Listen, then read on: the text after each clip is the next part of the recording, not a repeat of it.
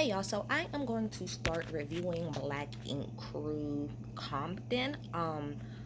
Again, I know Black Ink Crew New York is back on. I'm not gonna really review that, even though I watch it. I do not watch Black Ink Crew Chicago anymore. We're not gonna talk about as to why. I already made two videos as to why. So let's get into it. So let me just say this by the Compton overall. I like the vibe so far.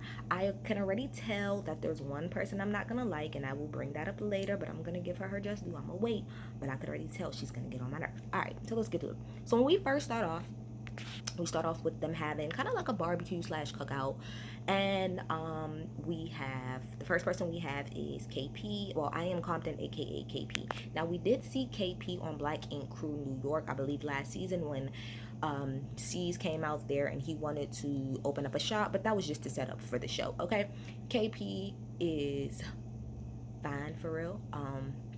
Kyla Pratt, aka Bay, to me, is his Bay and the mother of his children. Kyla Pratt, y'all should know who Kyla Pratt is. Kyla Pratt was on 101. Kyla Pratt played Penny on the fucking Proud Family. She is a legend out in these streets. Oh, all right. Then after that, we have Lemire. I cannot put my finger on who Lemire reminds me of, but he reminds me of somebody, like the way he looks, but he seems like a nice enough guy. Then we have Voodoo Doll. I'm just running through who the people are. Voodoo Doll, who is an apprentice, and she was actually in a cult. So the reason why she acts the way that she act, like she did in this beginning part, and it makes all the sense in the world. And she even said, being in a cult, when she got out, she was like, woo! But she does, I think, what she say, erotic tattoos. So we gonna see what that like. Then we have CT, aka Ink Drip. I'm going to call him Ink because I feel like that's better. And then we have Barbie, who is the receptionist. Barbie is the one who I think I'm not gonna really vibe with, and I will explain later why. And then we have Tim, who is KP's manager, and they've been friends for a long ass time. So anyway, so they're having this little get together at the park, pretty much for them to, celebrate the fact that, they're gonna be opening up this shop and stuff. AKA, this is just a way for us to get the, see the new people. Okay. Um, Tim, again, KP's manager, was pretty much talking to him and explaining to him like how proud he was of him, and pretty much how he's very, like I said, he's very proud of him, and he's happy for the things that he has done and stuff like that. And a little bit later, he went to the side and he was like, that shit make me want to cry. He started breaking down. That really touched my heart, because I could really, like, mind you, I only seen like 2 minutes, and I could already tell like their friendship is like really, really strong, and I think that's amazing. Like, he's just really truly happy for his friend. You don't really see that a lot, where people will tell, like, you don't see men really break down to each other and tell each other that, like, bro, I'm really proud of you. You are doing what you're supposed to do. Like, you inspire me and stuff. I love it. Tim is a little bit older than KP, I believe. At least it seems so, because KP said that he looks up to him as like his big brother. Tim can pay all my bills, okay, if he wants to. He can pay all my bills if he wants to, okay? All right. So then we go to the next scene, and it's in the Happy Ice truck, which it looks like kind of like an ice cone ice cream truck that sorry, I'm getting used to names, y'all. Lemire and his girlfriend have. Lemire's girlfriend called him too when she was at the party, and she was about to, like, I don't want to say she's gonna stop. She's like, where you at? And they did say that she does that all the time. So I feel like that's gonna be kind of a common theme for him here. But anyway, I think that's cool. That I think that it's dope as hell that he has his own like truck. I think that's dope for real. Like, you doing your own thing, you and your girl, y'all both in there working. I think that's really, really dope. But she's pregnant, and he was just in there pretty much explaining to her how he's gonna go and work in a shop because he's a really good tattoo artist. And her only problem, of course, is the biddies. And, well, he cheated on me 3 years ago, and so I'm just gonna be careful. This is how I look at stuff like this. If somebody cheats on you, right, and then you make the decision to stay with them and stuff like that, I'm not saying to don't be wary, but I don't like people who continuously use that to hold it over somebody's head, because if that's the case, there's no point of y'all being together. If the rest of your relationship, all you're gonna do is hold that shit over that person's head, then you might as well move on and find somebody else. But not to say that she was going hard on him, but I just don't like when people do that, because if that's what you're gonna do, you might as well just leave and find another relationship. But some people, they feed off of that shit, like, oh, I can always hold this over your head, and now you always gotta do whatever it is that I say. I don't like that type of shit. Like, when you get back, if you get back with somebody after they cheat on you, then that means means that you are forgiving what the fuck it is that they did. And I can say you are forgetting, but you are forgiving. You do not need to hold that shit over your head. Okay, I said that 5 times. So let's move on. Okay. Then they had dinner. It looked like they had like a seafood boil, and I don't even like seafood, but that shit looked good as hell, and it looked like it was a lot. They had a seafood boil at KP and Kyla's house. Again, get to meet Kyla. They've been together for 11 years. Her kids, she spit them out right out her vagina. They look just like her. It's crazy. And so KP pretty much announces to everybody in his family, and I think Tim was there too. That he got the shot. So everybody's like, yay! And Kyla's face is like, I gotta go wash my hands. And he was like, I already know that look. And so she's pretty much just worried, as she fucking should be. She's worried about the gangs and a lot of other stuff. Like, let me tell you something. Again, being from the East Coast and being from New York, yeah, it's rough and stuff like that. But the gang culture out in LA and out in Compton in California, that shit is a completely different ball game than over here on the fucking East Coast. In New York, first of all, gangs aren't even really like a thing. Like, I'm talking about as far as like Bloods and Crips. Like, yeah, like they're things, but they're not like, I don't even really know how to explain it. It's just not as deep. Like, people will say that they're Bloods, but they'll still have a problem with another blood, if that make any sense. I know that's probably the same thing over there in Compton, but it's just not as deep. Like, people don't really go around in New York like, I really can't explain it, but it's not as serious, and it's not as deep. I'm talking about when it comes to like the colors and stuff. That's more so what I mean, like colors and stuff. Like, if you are on the wrong block in LA with a certain color on, they will pop your top. That's not the case in New York. Like, you can walk just up, I don't want to say you can walk anywhere, but you can kind of walk around and be with colors. Colors are not really that big of a fucking thing. Not as big of a deal as it is in LA and as in Compton.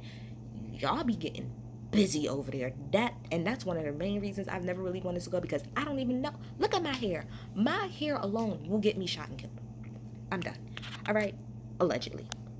So so she's very worried about that, and he's just trying to tell her, he's gonna do what he's supposed to do. He's gonna reach out to the correct people and do what it is that he's got to do. And I think that people probably like, well, you crazy, I ain't checking in with nobody. Nah, like, on some real like, let's put all of the bullshit to the side. On some real shit, that is something that they really have to do. Yes, have to do. Unless they want to deal with a whole bunch of nonsense, unfortunately they do have to go through people. And honestly, it's not just like that with them. It's like, y'all ever hear rappers say that all the time? When people go out of town, they leave from where they're from and they go somewhere else. It's not just LA, it's a lot of places. People be having to check in. And I know there's a lot of people who feel like, oh, I'm not checking in nowhere that I go. But to me, that's less of like a female thing, and that's more so like a man thing. And specifically, like, if you're any way related or tied to gangs, or even if you're not, a lot of times you really do need to check in. You do, because honestly, it's about respect. It's about respect, but also you just don't want to get caught up in the wrong thing. So he said he was going to reach out to the right people, do what he's supposed to do. I think that's very, very smart of him. Okay, alrighty. Then he takes everybody to the shop. The shop space is not done, but it looks decent. And everybody's very appreciative. So he said he's gonna do tattooing, but he's also gonna do a little bit of music in there as well. Today is Nipsey Hussle's birthday. RIP Nip. The marathon continues. And so after he showed them the shop, I think like 3 days later is when Nipsey Hussle got killed. And it really fucked with KP a lot, and I can understand why, because again, Nipsey was shot and killed in front of his own freaking store in his own freaking community, and that's exactly what KP is doing. He's opening up his own shop in his own community, and it really messed with him. Like, when they was driving around, he was talking about it, but the next day, I think when they actually went to like the vigil, like in front of his store, you could tell it was really messing with him. Like, he's just like, bruh, like, I could only imagine like what his mind like was really thinking at that time. That's crazy. You're literally about to do what Nipsey was doing, and he really just got shot and killed. Like, I would be just like him. I would be like, bruh, I don't know if this is the right decision. So yeah, so he was pondering on that. Then we meet, what is her name? Nessie, and she is originally from Philly, but she lives in California now, and she was doing this dope ass fucking spray painted mural of Nipsey and Tupac. Though I like the one in Nipsey. That one looked really, really, really dope.